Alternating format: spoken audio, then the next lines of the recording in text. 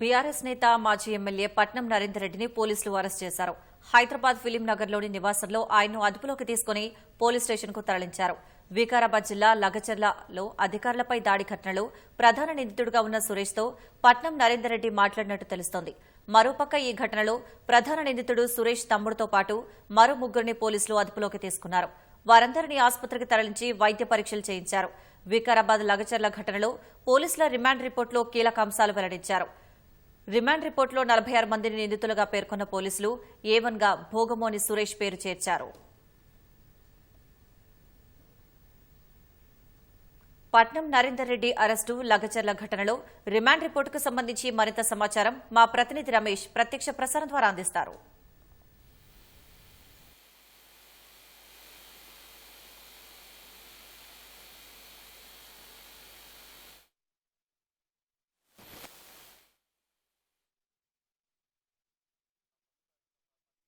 ఆసుపత్రికి వైద్య పరీక్షలు అయితే అనంతరం అయితే తరలించడం జరిగింది. ఇప్పటికే ఈ కేసుకు సంబంధించి కూడా దర్యాప్తు కొనసాగుతుంది. దీంట్లో పట్నం నరేందర్ రెడ్డికి సంబంధించి కూడా పోలీసులు ఈరోజు ఉదయం అతన్ని జూబ్లీహిల్స్లోని తన నివాసంలో కూడా పోలీసులు అదుపులో తీసుకొని నేరుగా వికారాబాద్లోని డీటీసీ సెంటర్లో అయితే తరలించడం జరిగింది. ప్రస్తుతం అయితే జిల్లా ఎస్పీ నారాయణ రెడ్డి ఆ నేతృత్వంలో కూడా అతన్ని విచారిస్తున్నారు. ప్రధాన నిందితుడిగా ఉన్న సురేష్ రాజుకి దాదాపు 42 సార్లు ఫోన్ చేశారని చెప్పి ప్రాథమికంగా పోలీసులు గుర్తించారు. దాని ఆధారంగా అతన్ని ప్రస్తుతం అయితే పోలీసులు అయితే విచారిస్తున్నారు. దాంట్లో అతనికి ఎందుకు అన్నిసార్లు కాల్ చేయాల్సిన అవసరం వచ్చిందని దాని మీద కూడా ప్రధానంగా ఆరా తీస్తున్నట్లు కూడా తెలుస్తుంది. అయితే ఇప్పటికే ఈ కుట్రకు సంబంధించి ఈ దాడికి సంబంధించి కూడా తర్వాత సురేష్ చాలా కీలకంగా వ్యవహరించారని చెప్పి కూడా పోలీసులు ప్రాథమికంగా గుర్తించడం జరిగింది. అతన్ని ఎక్కడైతే ఫార్మా కంపెనీ ఏదైతుందో ఆ కంపెనీకి సంబంధించి భూసేకరణ అభిప్రాయం కోసం ప్రజల వద్దకి కలెక్టర్తో పాటు కలెక్టర్ బృందం కూడా అక్కడికైతే వెళ్లడం జరిగింది. అయితే తన గ్రామంలోకి రావాలి, తర్వాత ప్రజలతో మాట్లాడాలని చెప్పి కూడా సురేషే స్వయంగా కలెక్టర్ బృందాన్ని అయితే తన గ్రామానికి లఘుచర్లకు అయితే ఆహ్వానించినట్టు తెలుస్తుంది. అయితే అక్కడి నుంచి దాడి చేసిన అనంతరం కూడా అతన్ని ప్రస్తుతం అయితే పరారులో ఉన్నారు అని చెప్పి పోలీసులు అయితే గుర్తించడం జరిగింది. ప్రస్తుతం ఈ కేసులో ఇంకా దర్యాప్తు కొనసాగుతుంది. దీంట్లో 55 మందిని మొదటగా పోలీసులు అదుపులో తీసుకోవడం జరిగింది. 16 మంది పాత్ర ఉండగా 16 మందిని పోలీసులు రిమాండ్ చేసి ప్రస్తుతం అయితే వారిని అయితే జ్యుడిషియల్ రిమాండ్కి జైలుకి అయితే తరలించారు. దీంట్లో ఈరోజు ఇటు నరేందర్ రెడ్డిని అదుపులో తీసుకొని విచారిస్తున్నారు. అయితే విచారణ సమయంలో మరి ఎలాంటి విషయాలు వెలుగులోకి వస్తాయనేది కూడా వేచి చూడాలి.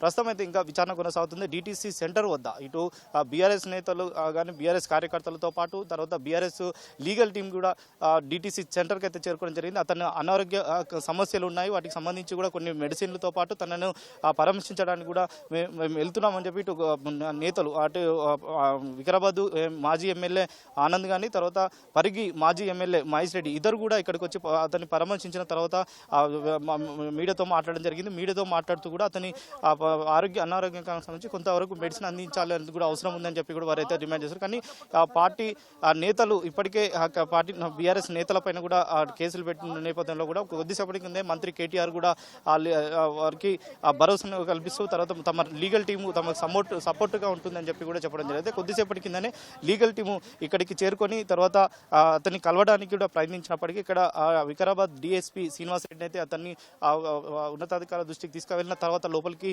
అనుమతిస్తా చెప్పి కూడా పోలీసులకు న్యాయవాదులకు అయితే చెప్తున్నారు. అయితే రిమాండ్ రిపోర్ట్ కూడా ఇప్పటికే రిమాండ్ రిపోర్ట్ కూడా వెలుగులోకి రావడం జరిగింది. ఈ వెలుగులోకి రావడంతో దాంట్లో 16 మందిని సంబంధించి కూడా ఈ నెల 11వ తేదీన గ్రామంలోని లగచర్ల గ్రామంలో దాడి ఘటన పైన కూడా డిఎస్పీ శ్రీనివాస్ రెడ్డి ఫిర్యాదు ఇవ్వడం జరిగింది. ఆ ఫిర్యాదుతో కూడా బొమ్మసాల్పేటలో పోలీస్ స్టేషన్లో కేసు నమోదు చేసి కూడా దర్యాప్తు చేసినామని చెప్పి కూడా రిమాండ్ రిపోర్ట్లో పేర్కొనడం జరిగింది. అభిప్రాయ సేకరణ సమయంలో కలెక్టర్తో సహా ఇతర అధికారులు వచ్చి సమయంలో కూడా కొందరు రాళ్ళు తర్వాత కర్రలతో కూడా దాడికి పాల్పడారని చెప్పి కూడా చెప్పడం జరిగింది. అయితే అదనపు కలెక్టర్గా ఉన్న లింగయ్య నాయక్ సంబంధించి కానీ తర్వాత కడా అధికారిగా ఉన్న వెంకటరెడ్డి ఆయన కూడా అత్యాయత్నాన్ని కూడా ప్రయత్నించారని చెప్పి కూడా రిమాండ్ రిపోర్ట్లో పేర్కొనడం జరిగింది. ఈ ఘటనలో రాళ్ల దాడి కారణంగా కలెక్టర్తో పాటు తర్వాత ఇతర అధికారుల సంబంధించి కానీ పోలీసుల సంబంధించి కానీ తీవ్ర గాయాలైనాయని చెప్పి కూడా రిమాండ్లో పేర్కొనడం జరిగింది. అయితే దీంట్లో ముఖ్యంగా దాడిలో చేసే సమయంలోనే అక్కడ ఉన్న రాళ్ళు కానీ తర్వాత కారులు తర్వాత కొంతమంది